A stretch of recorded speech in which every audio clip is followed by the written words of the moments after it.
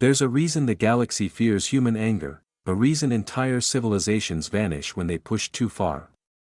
Tonight, I'll tell you the story of the species we erased so completely, we don't even speak their name anymore. The old Croftian commander's scales dulled to ash-gray as he spoke the forbidden name, the Valari Dominion. He whispered, eyes sweeping the recruit hall for listeners who shouldn't hear, that was the last species that made humans angry.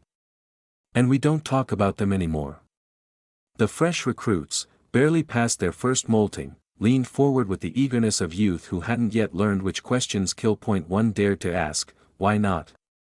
Commander Tevor's mandibles clicked, a sound that meant either amusement or terror. With Croftians, it was often both, because they don't exist anymore. Not their worlds, not their stations, not even their memory. When humans get truly angry, he paused, remembering they don't just defeat you. They erase you. The story began 40 cycles ago, when the galaxy was different. When the Valari Dominion stretched across 17 systems, their crystalline ships beautiful and terrible as they carved through lesser civilizations, they were gods of their own making, perfect, cold, utterly convinced of their superiority. Humanity had only just stumbled onto the galactic stage, still recovering from their own near extinction. 3 colonies, a handful of retrofitted ships, a species that apologized for their customs and smiled too much at diplomatic gatherings. The Valari looked at them the way an apex predator views a limping prey animal. You don't fight humans, you survive them. The first human colony they took was called Haven, Tevor continued, voice dropping to funeral tones. A farming settlement. 40,000 souls. Families. Children, beings who had never held a weapon. The Valari broadcast the colony's destruction across all frequencies, a lesson.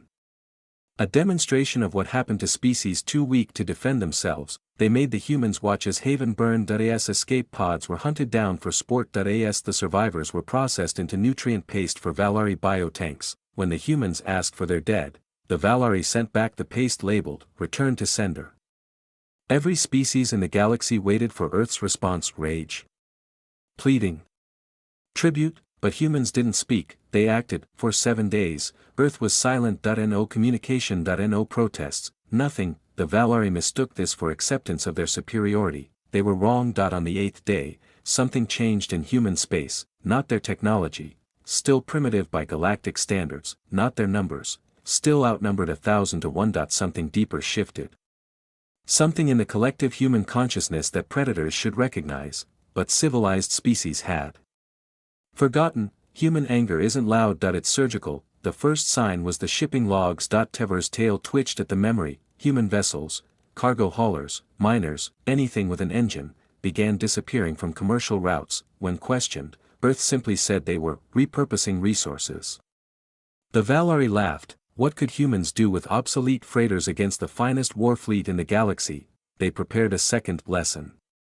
They never got the chance. They didn't conquer, they deleted. The Battle of Kepler 442, that's what the histories call it, but it wasn't a battle.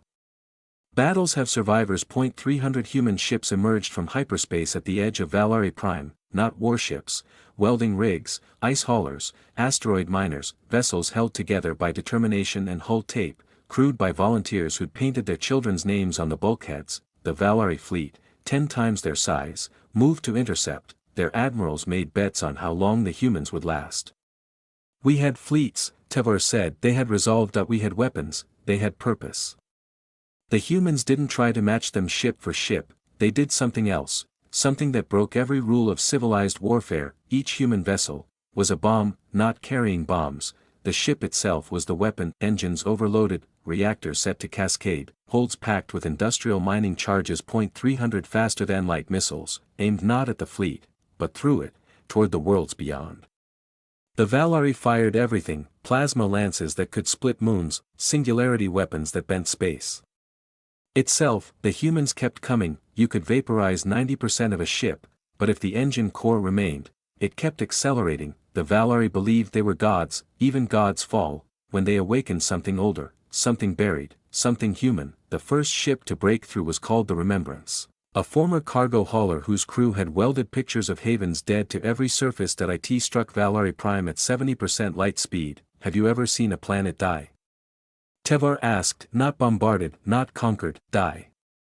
The atmosphere turned to plasma, the crust liquefied. 20 billion Valari, the heart of their empire, gone in a flash brighter than their sun, but the humans weren't done. They had warned us once that we laughed, that we didn't laugh long. Every Valari world, every station, every outpost, the humans came for them all, not to conquer. To remove, they called it Operation Empty Sky, because that's what they left behind.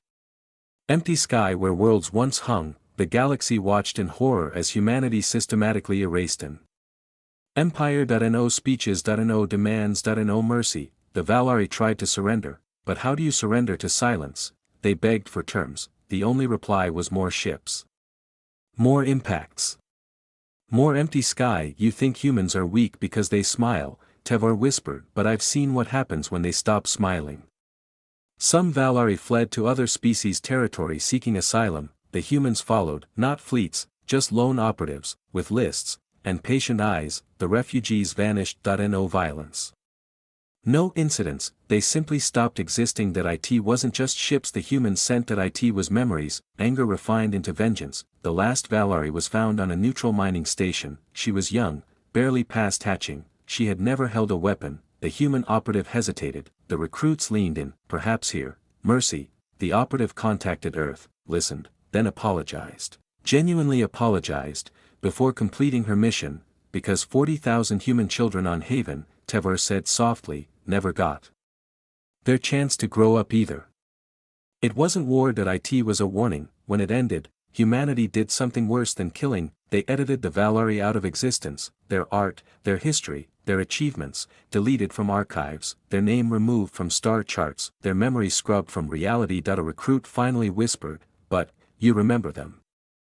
Tevar's scales rippled. Those of us who lived through it remember, because the humans want us to remember.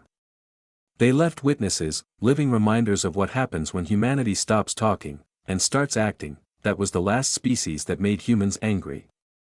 And that's why we don't talk about them. Humans returned to their colonies, rebuilt, smiled again at diplomatic gatherings. They never bragged, never threatened. New species meet these pleasant, helpful humans and wonder why everyone else is nervous around them. But we know that we who remember know. Behind those smiles lies a species that will burn the stars themselves for their children. A species that doesn't just defeat enemies, but unmakes them. The commander stood. Old joints protesting. So when you serve alongside humans, remember this, they will share their food, laugh at your jokes, risk their lives for yours. They will be the best allies you could ever ask for. Just, never give them a reason to stop smiling. As the recruits filed out, one lingered. Commander, what if someone makes them angry again? Tevar stared at the star chart where 17 systems once shone, now marked only as navigation hazard, uncharted space. Then, he said quietly, we'll have another name we don't talk about.